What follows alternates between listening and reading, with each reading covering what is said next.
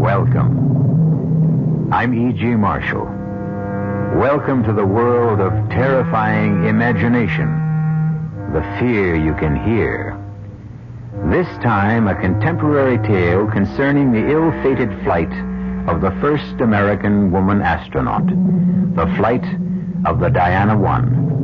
A tale of 3 astronauts who reached Skylab only to be literally snatched into the void. But before Diana I ever left the ground, the aura of doom hovered around her as she stood poised on the launching pad. This is Diana Control. We've been holding at T-minus 45 minutes while a faulty computer monitoring the loading of propellant has failed.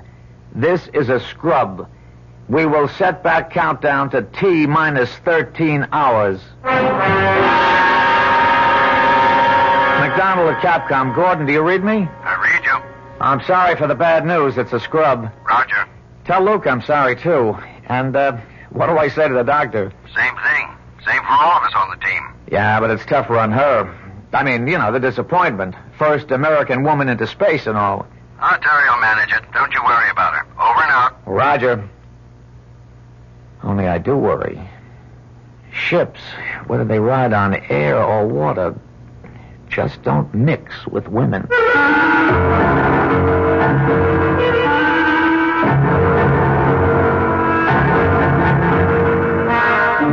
Our mystery drama, Out of Sight, was written especially for the Mystery Theater by Ian Martin and stars Julia Mead.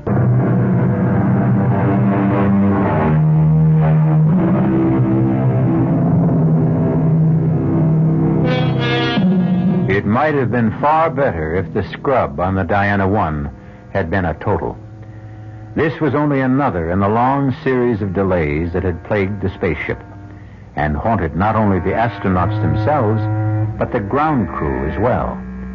Returning to the compound from the launching, the most concerned of all was the first of Our Lady astronauts. I don't mind admitting it, but I really feel like bursting into tears. Who doesn't? Well, the difference is you're a man, and I'm a woman. No doubt of that. Although I must say I go for you a lot more as you are now than in the spacesuit. Down, boy. Back off, Marine. Hey, what are you getting so sore about, Navy? You got her. And I mean to keep her. Yes, sir, Captain. I mean, Commander. Hey, don't pass my digs. Are we all having dinner together? Yeah, sure thing, but I want to get me a shower and a shave first. We were up on that rocket so long I practically grew a beard on my knees. Well, I'll see you later.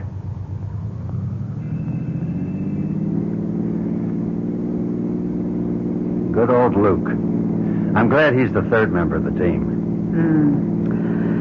Oh, no. The 2nd. I'm the 3rd wheel, Gordon. And you know why I wanted to burst into tears? Like all of us. Disappointment? No, a lot more than that. Oh, Gordon, maybe today was an omen. Maybe I should cut out right now. I've got the strongest hunch this flight is jinxed. And I'm the jinx.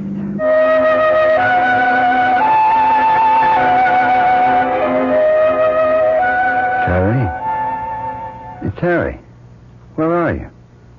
At the window, Gordon. I didn't mean to wake you. It's okay. What's wrong, Terry? Look, darling. The sky is filled with stars, glistening like fish in a net. Oh, hold me a minute. Of course. How many nights we've talked about this trip. Hope to make it together. All the long training and planning. And now it's here at last. Or almost here. I'm not going. What? I'm not going, Gordon. Oh, but you've got to. You can't back out now. Lieutenant Nettles is back up for me. Oh, but she's not a doctor. She's a woman. That's the important thing. I wasn't picked for this trip primarily because I'm a doctor. But why would you cut out now?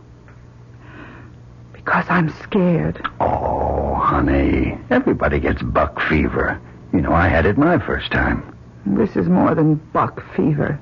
Well, what is it then? It's not me I'm scared for. It's you and Luke. Why? Because I'm a jinx. No, you're not going to start in with the superstitions like Luke. No, it's more than just superstition. Oh, darling, I can't tell you, but I've been lying awake and getting the strongest ESP waves. You were dreaming. But I wasn't. I was wide awake. Oh, for the love of Mike, don't do this to me. But it's you I'm thinking of, darling. I want you safe. And I honestly, for some reason, I can't explain why, I think if I go up there with damn you... it, Terry, I never thought you'd do this to me. And I never thought the first woman astronaut would be such a flop. Oh, I'm so ashamed. You better answer that. Hello? Oh, yes, sir. Did you reach Luke Strong? Good. Yes, sir, we will. Within the hour. Oh, no, I can drive. Yes, sir, we'll go straight to the hospital unit. Thank you, sir. Good news for us, too.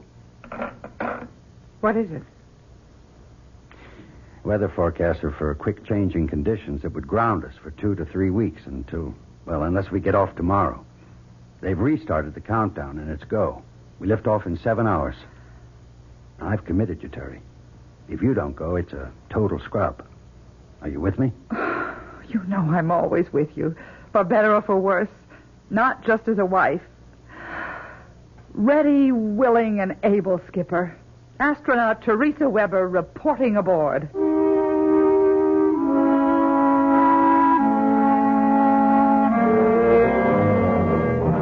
Pilot to Capcom. Do you read me? Yes, Commander, we read you. Are we still on countdown? Yeah, Gordy, T5 and counting. Any okay with you? All systems are go here. Check, Luke? Everything reads good to me. Cabin pressure is holding at 6.1 pounds. Roger. We are T40 and counting. Looks good all the way. Good. Keep me posted. Roger. Over and out. How do you feel, Terry? Now that I'm here, great. Hang in, lovely. You've only begun to live. What do you say, Luke? Well, let's get it all put together. Skylab, here we come. That's the spirit.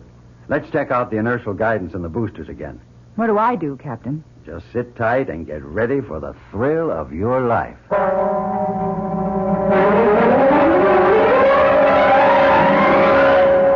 This is Diana Control. The D1 countdown is at T-minus 35 seconds and counting. All systems are reported in a go condition. Pilot, co-pilot, and Dr. Weber are ready. The Diana spacecraft umbilical is cut. We have transferred to internal power. We are counting down starting now. 13, 12, 11, 10, 9. Ignition sequence starting. 5, 4. We have ignition. All engines are running. We have a liftoff.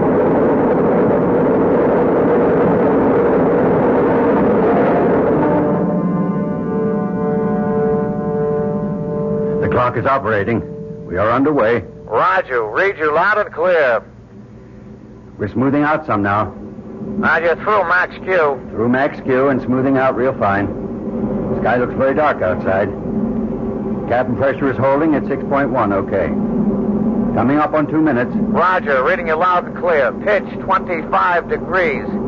Your flight path looks very good.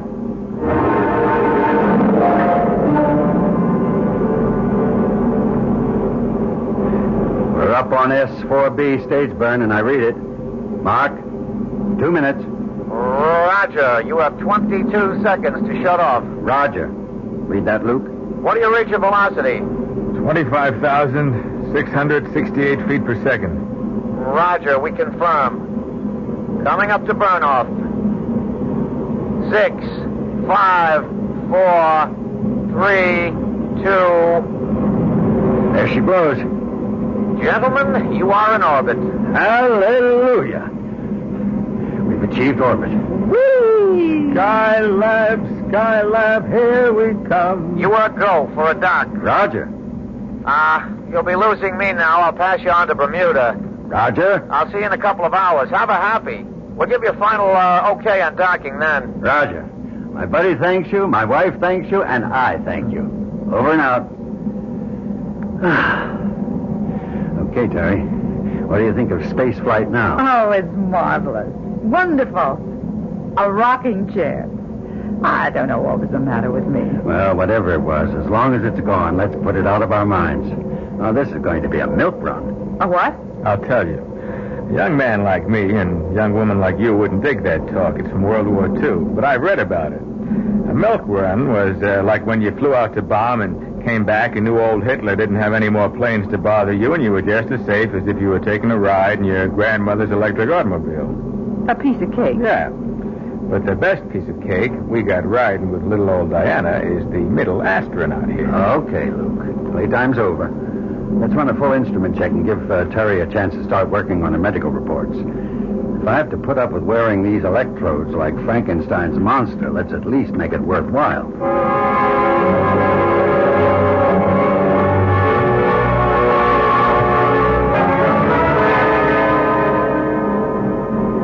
Can you boost your signal, Hawaii? Do you read me? Anything wrong, Gordon? No. We just passed out of range of Hawaii. We should be picking up on Houston and Mac any moment. It's always kind of scary, though, isn't it? What? Anytime the tracking stations don't overlap and you lose contact. Oh, you get used to it. It's only for a few moments at most. Wouldn't it be... Wouldn't it be what, Terry? Oh, that's just silly imagination. No, you got me going. I want to hear what. Well, I was just thinking, wouldn't it be awful if we did lose touch completely with Earth? Not possible. Too many backup systems. Different frequencies, emergency equipment. Yeah, but just supposing as long as Terry brought it up, we did lose contact, what would happen then? Well, we can still fly the ship. But with no arrangement for splashdown, where would we fly to? Well, we can always dock with Skylab and use their equipment. We don't need ground to make a dock. Yeah, but if Skylab's equipment come was out... on now. It's just not possible, so forget it. I'm going to call in... Diana 1, this is Skycom. Do you read me? Roger. I sure do. Loud and clear. Good. We'll have half an hour's clear contact. During that, we'll give you coordinates for the dock. Roger. Now, let's synchronize our time. I'm coming up on 10:32. That's 2232. Mark when I give you wow. Wow. Roger. I read you. Dead on the button. Hey, okay. Hear this, then. In order to achieve trans... Mac? Mac? You read me? Mac? What is it? Oh, hold it. Let me try another frequency. Mac? Mac? Capcom, this is Pilot Weber. Do you read me? Damn, try another. Diana 1 to Capcom. Capcom, do you read me?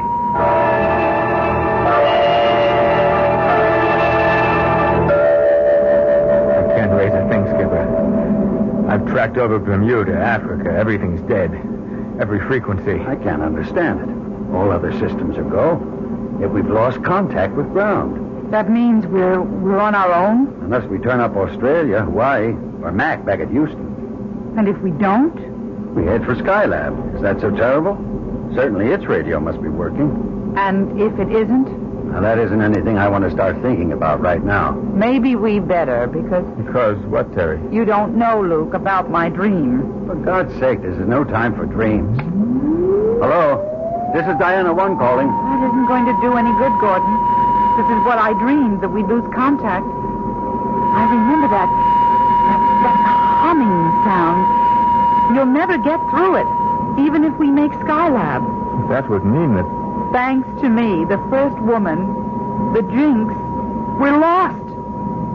We're lost in space.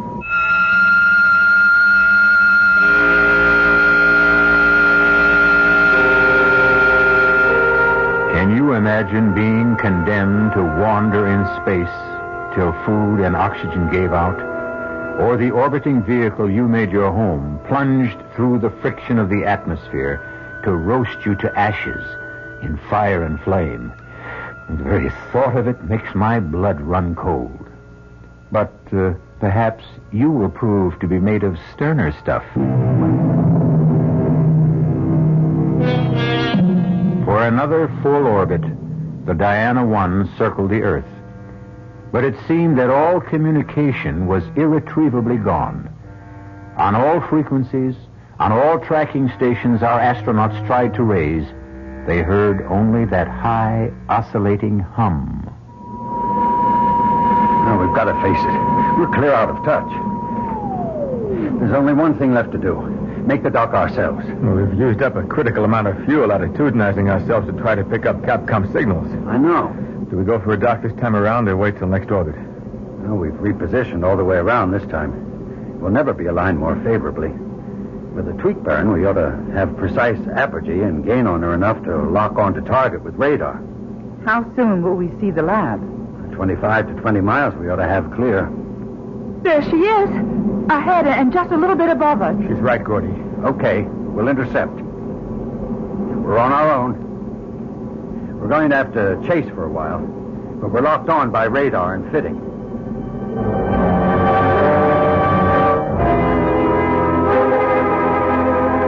Right on the money. Tight as an oyster. No thanks to me. What do you mean, Gordon? What is it, Skip? I don't know. You remember how we began to roll and swing over the Pacific? I thought you were maneuvering for the lock. I was trying to, but the ship just seemed to take over. We were rolling at 36 degrees a second. You pulled her out. It wasn't me. Now, don't you understand? I couldn't fly her at all. We were rolling so bad and yawing, I thought we were going to lose any control and go toppling end over end. But we didn't, thanks to you. Not me. It felt like, well, it was just like ground, or someone took over and was flying the ship. Someone else brought it into lock, not me. So what's the difference? We came home. Shall I open up the hatch so we can get into Skylab? Oh, we ought to secure everything here. We're airtight. We can get that later. We've got to reach ground. If we can't get in touch with Capcom... Oh, I'm afraid you can't. Huh? You see, we have jammed it. Oh. How do you do? I am Dracon. I have been waiting for you. Who's that? I have said Dracon is my name. Before I ask the other questions, where are you? I am here. Where's he hiding, Gordy? You know the setup here. But, my dear Earthling, I am not hiding. I ain't seen you yet. Nor will you. I am not made like you, nor are you civilized enough to be able to imagine me. Now, wait a minute. Now, hold it, Luke. Mr. Dracon, if I have your name right. The title is meaningless for me, and even the name is only an approximation in translation to your tongue. Call me then Dracon. Very well. Dracon, who are you? I will try to simplify. I am not of your galaxy. I am of Centauri 7, a quintillion of light years from your solar system. What's going on, Gordy? It's the sort of thing I dreamed. It would be easier if you had a presence, Dracon. We could talk more sensibly then. Ah, no, I believe to the contrary. You could not conceive of me even if I could make some emanation before your eyes. No, the voice must be enough. Well, then, what is it you want? For you to come with me. Supposing we refuse. But there's no way you can. I am going to take you to Centauri 7. A quintillion years away? Time is a relative factor. We shall go by time warp. But even so, I am a doctor. I must face physiological facts. I don't know what your physiology may be, but if we, Earthlings, as you call us, should pass a destination a quintillion years away, we wouldn't arrive as anything more than dust. I have said that time is a relative factor. We must leave. Are you ready to go? How? The trip will be short and not unpleasant. All those quintillions of miles? The advantage of the fifth dimension, the time warp I mentioned. But time is relative, as you said. Who's to say that your time won't destroy us? How long will it take us? In your time, you would indeed be infinitesimal dust, as the doctor maintains. In our time, a millimeter of a second, of which we have wasted quite enough. Shall we go? Here are your quarters. We have tried to construct them in appearance and solidity as those places you live on Earth. There are 2 bedrooms, one for the spouses and one for the drone. There will be food. You are welcome. We wish you to live as you live on your planet. For how long? We must control that. You are free to do as you will in these areas. 2 bedrooms, 2 baths, living room, dining area, fully equipped kitchen. That's upper class New York, maybe $600-700 a month. Furnished up to $1,000. Well, except for one thing. And that is? Not a window.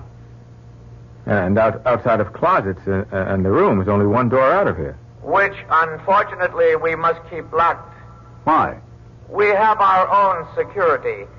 I think occasionally you Earthlings must have caught a glimpse of our machines. We have been observing you for some time. Why?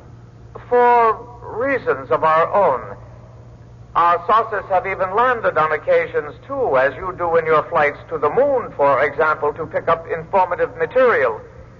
We have even considered gathering some of you before this, but in the areas we landed, we did not consider the specimens quite satisfactory.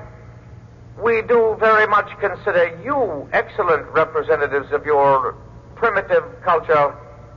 We have selected you as, what is a word you use?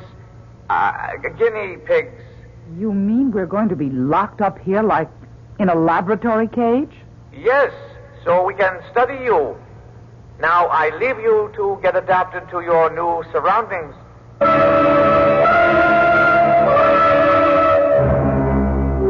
I have brought the Earthlings, O Ancient One. You did not pluck them from the planet itself. No, Ancient One. From the atmosphere, from one of their spaceships. Why did you pick these?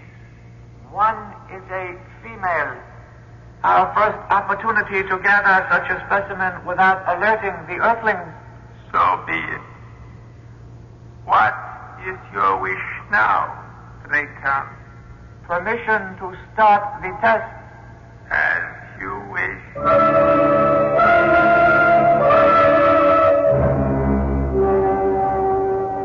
Gordon, there's nothing in the big bedroom. It's just a box with some furniture. No openings anywhere. Any luck here? The front door doesn't have a handle, let alone a lock. The only openings are that vent up there and one on the floor on the opposite side. Air vents, obviously. Otherwise, we wouldn't be able to breathe. You find anything, Luke? You think it's okay to talk? No, but we might as well. I'm sure we're bugged and they hear everything we say. What did you find? Nothing. You? Neither of us. Except 2 air vents in this room. If there was some way to... You hear a kind of hiss? Yes. And... Oh, it's getting stifling in here. They've turned on some kind of heat.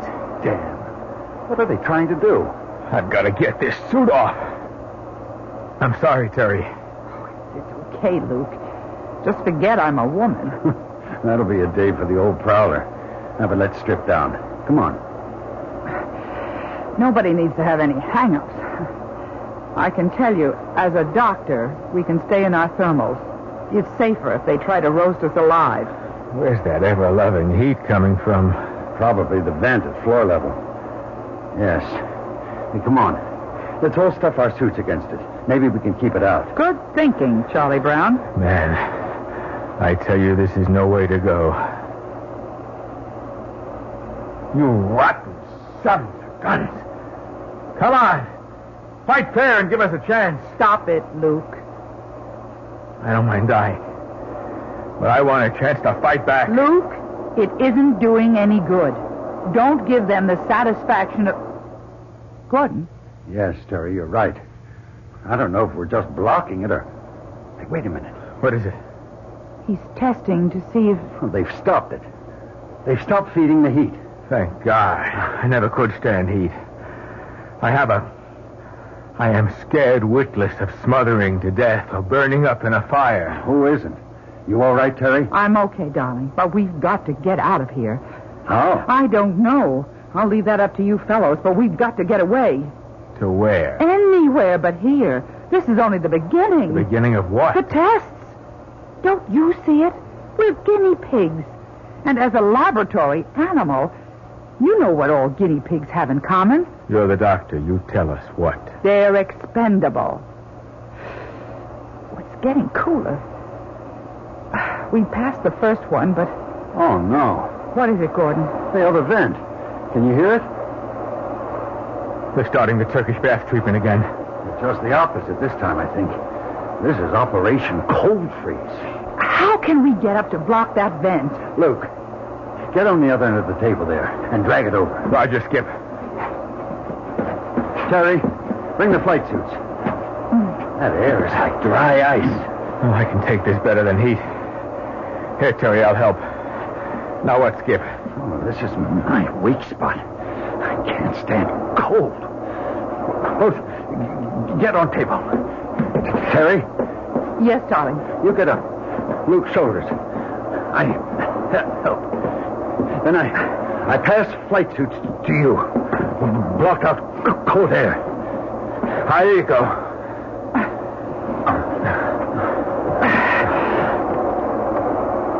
I'm okay. Hand me the suits. I'm braced against the wall. Okay, Gordy. It's all right. No need. They've shut off the freeze. Here are the suits. I got him. Come on down, baby. Boy, you're something to have around. You imagine old Gordy or me getting on each other's shoulders? Huh. I'm glad I'm of some use. Now it's the men's turn. What do you mean? This is only the beginning. How much more of this can we go through? One exposure or another is going to be too much for one or all of us. Let's try to get out of here. How? Only one way. The door. What we need is a prize of some kind. Oh, wait a minute. The table. It has metal legs. Help me turn it over, Luke. Sure. Yeah. There's a flange at the top. And screws. Oh, no, if we just had something. Would you believe? I just happen to have a nail file. Oh, baby, you are the most. Come on, let's have at it.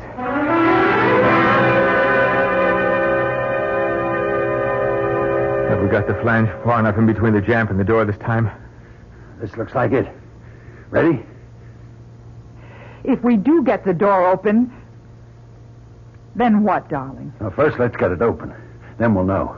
You ready, Luke? Roger. You too, Terry. Give us all the weight you can. I'm ready. Then all together. Set? On the count of 3.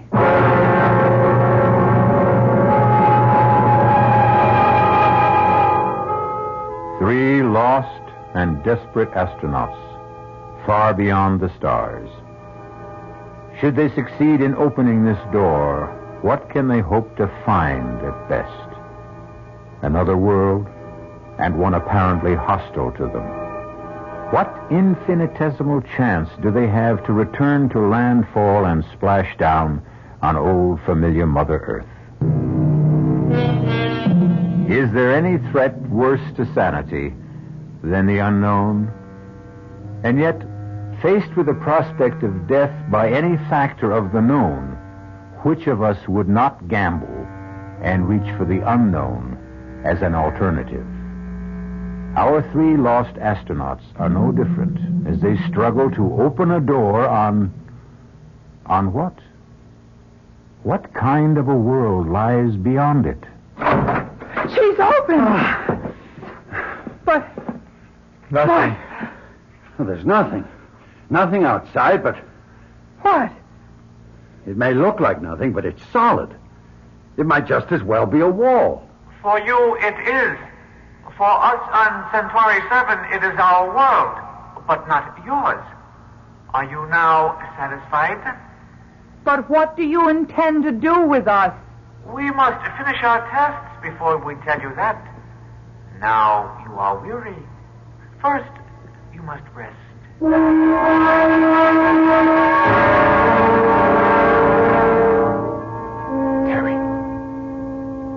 Terry, wake up. What? Why, Luke. Shh. Don't wake Gordy. I've got to talk to you. What on earth? Please. Please. Come into my room. Okay. Just a second till I find my shoes. Come on.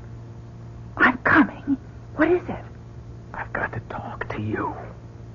Terry. We're all going to die here. We don't know that. Well, I do.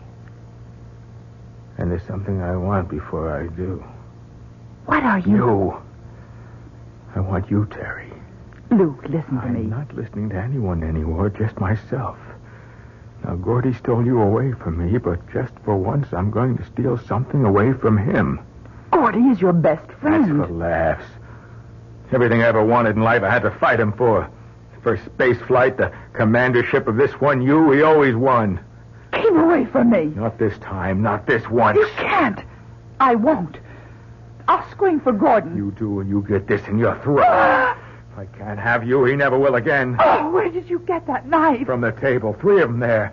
Okay, Terry. Come here. Get away from her, Luke. Gordy. Look out, he has a knife. So have I. All right, Luke. You wanted to use the knife? Come on. Try it on me. That suits me just great. You bought yourself a real Donnybrook. Stop it. Stop it, both of you. Stay out of this, Terry. I won't stay out of it. And for the information of both of you, I have a knife, too. Okay, Luke. Drop yours. Let your lousy husband get me in the back, no thanks. Hey, stay out of this, Terry. He's had this coming a long time. Will you listen to me? Both of you? Don't you see this is just another test? What? Don't you remember? We're guinea pigs. They're testing every kind of reaction in us. Luke, please. I know how you feel about me. You love me. That's right, Terry. But not that way. As a friend, as you love Gordon. Love? Yes, love. You weren't made for hate or frustration or violence any more than Gordon is. It's them, Dracon or whoever they are. They're putting it all into your heads. They want to see how far they can provoke us, how much we can stand. They're the ones we have to fight. They're the ones we can't let win. What am I doing with a knife? Oh, God, Terry. Gordy, forgive me. I didn't know what I was doing. Neither did I. I woke up choking with this black hatred, and Where did I get this? They put them on the table. It's just as I said. Another of their tests. What's that smell? It's coming from this lower vent. It smells like... bitter almonds. That's cyanide. Get away from there. They've sealed up the door again. We've got to get out of here. The bed... No, they're louvered doors. It'll seep through. We've got to get away entirely. How? Even if we could get the door open again, I thought of it when the heat was coming in before. I think the cover on that vent up there is loose. It's big enough to crawl through. Get the other table, Luke. Drag it over. I've got the table leg that we used on the door. Maybe I can pry it open with that. Come on, Luke. The smell is getting heavier. I'm with you. Okay. Now give Terry a hand up. There you go. Now up on my shoulders. I got the table leg. All right. Now give it to her. Then support her while she levers it. Okay, Terry? Yes, I think I can. It's quite loose. I'm sure I can. Look out! Can you scramble in there? If I can just... Get your hands under her left foot, Luke. Roger. I'll get mine under the other. Now, lift. All right, Terry? Yes? There's a duct. I can't see where it goes. Is it big enough for all of us to get through? Yes, but how? You're smaller than I am, Luke. I'll give you a leg up, and Terry can lift from above. What about you? I'll get a chair, and you can haul me up from there. Come on. Let's not waste any time. That smell is getting stronger.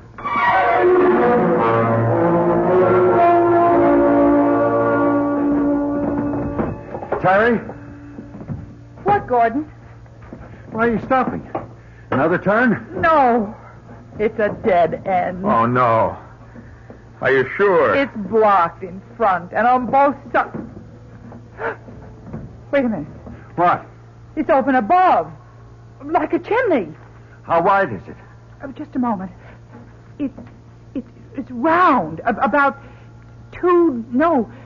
maybe 3 feet in diameter. Any light? No, just as dark in here. It's no use. We'll have to go back. We can't go back.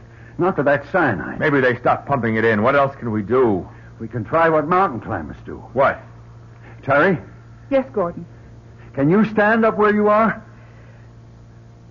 Yes, I think Yes, I'm standing with my head in the chimney. All right. Now listen carefully. Remember when we climbed Old Baldy? Yes, 1,000,000 years ago. Now, hang in, baby. Don't you flake out on it. I won't. You mean that guide that showed us how to chimney climb? Yes. Now turn towards me and put your back against the wall. Now, can you get your feet up there on the other side? Just about. Then I brace my back and push up, right? Right. And slide your feet up an inch or two and keep repeating. Roger. You'll have to go next, Luke. You get it? I get the idea. But supposing that thing's 30 or 40 feet tall. We go as far as we can, and we all fall and break our necks together.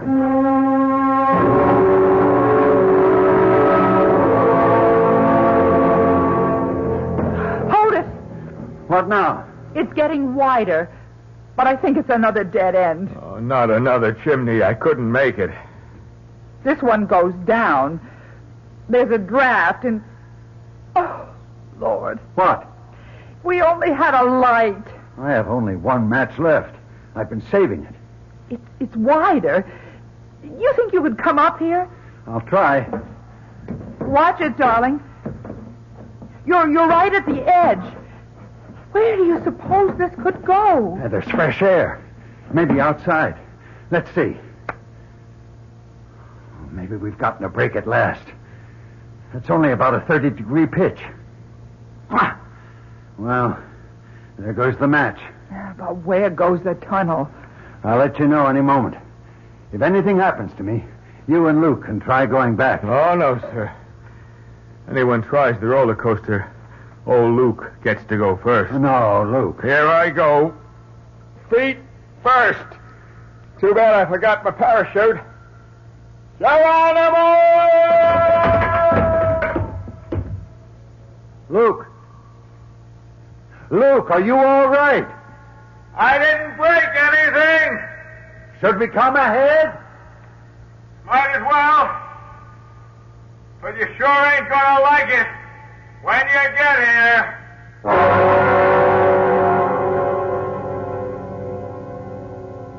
Oh, all that for nothing. Right back where we started. At least we don't have to bother about trying the lower vent. We know where it goes to. And at least there's none of that cyanide gas. Yeah, but now what? Now we have finished with our external examination. I am sorry to say that the continuation of our test program may be even more unpleasant. Now, look. If you let Captain Strong and my wife go, you can... Just a minute, old buddy. Same offer here, Dracon, or whatever your name is. Only I stay. I'm afraid not satisfactory. The female is essential for more reasons than one. Why? First of all, your physiology is quite different from the male. We will want to study that. Secondly, you are a doctor. We can use your expertise to dissect your male companions so that we may study how to work on you. No, absolutely not. I won't lift a finger to help you. Suppose we were to offer to let your husband go. I'll answer that. No, let me. Darling, I'd gladly die for you. But I couldn't kill for you. I wouldn't expect you to. I love you. I love you. And we both love you, Luke. One for all, and all for one. I guess we bought it for good this time. But wherever we go, we stick together. Very well, Earthlings. I will give you your wish. You'll have to execute a turnaround. Hey, Diana 1, do you read me? I read you loud and clear. Why? I don't know. Funny thing. I had a loco notion, we all did down here, that we lost you for a couple of seconds. Not as far as I know. You didn't notice a kind of a time lag? Hold it, Capcom. You hear him, Luke? Mac? Yeah. I don't know what he's talking about. You, Terry? Capcom to Diana 1, do you read me? I read you. We registered a sort of oscillator hum during that 2-second gap. How about you? I didn't hear it. Half a sec. You pick up anything on instruments, Luke? Or hear a sort of oscillator hum? I did. Just like in my dreams. Or I think I did.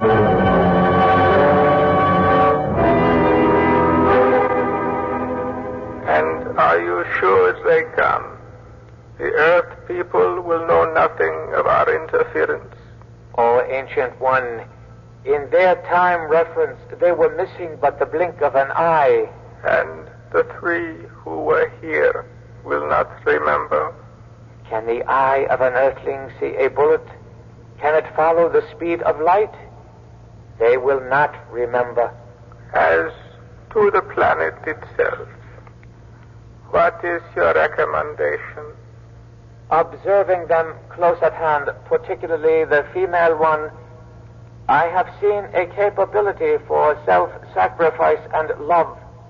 There is some hope for them, then. We might allow them another millennium to better themselves. So be it. We will allow the Earthlings one final chance.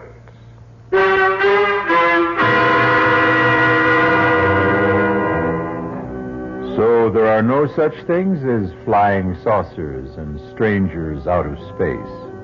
And man is the only creature to travel the roads among the stars. I wonder.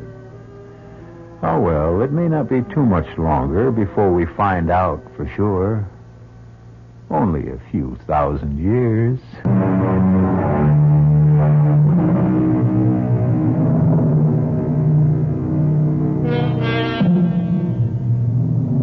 1,000 years. The millennium. Perhaps the one mentioned in the book of the Revelation, when the angel came down from heaven with the key to the bottomless pit and a great chain in his hand. And he bound the devil and cast him into the pit and sealed it, so that he should deceive the nations no more. Not a bad idea. Not a bad idea at all. We could all begin with the devil in all of us. It might just be worth a try. Our cast included Julia Mead, Sidney Walker, Ira Lewis, and Jack Grimes. The entire production was under the direction of Hyman Brown. And now, a preview of our next tale. I'm afraid I'm going to puncture that theory of yours about Hatcher being something of a time bomb ready to blow up. I'm certain that he's not dangerous. On what do you base your findings? Well, he's been under intense treatment and has begun to respond very rapidly. He's mild and cooperative. He's almost childlike. I see. I've reduced the guard to 1 8-hour shift, midnight to 8 in the morning, and at all other times he is constantly in the hands of our nurses and therapists and other personnel. Well, you are something of a gambler, Doctor, taking that kind of a risk. No. I don't think so. Doctor, has it occurred to you that this entire mild convalescence may have been programmed into the mind of this man to throw you off guard? Oh, nonsense. I know a harmless man when I see one. To leave him unguarded is taking chances with the lives of many people. Heaven only knows what has been fed into his receptive and willing mind. This is E.G. Marshall inviting you to return to our Mystery Theater for another adventure in the macabre. Until next time, pleasant dreams.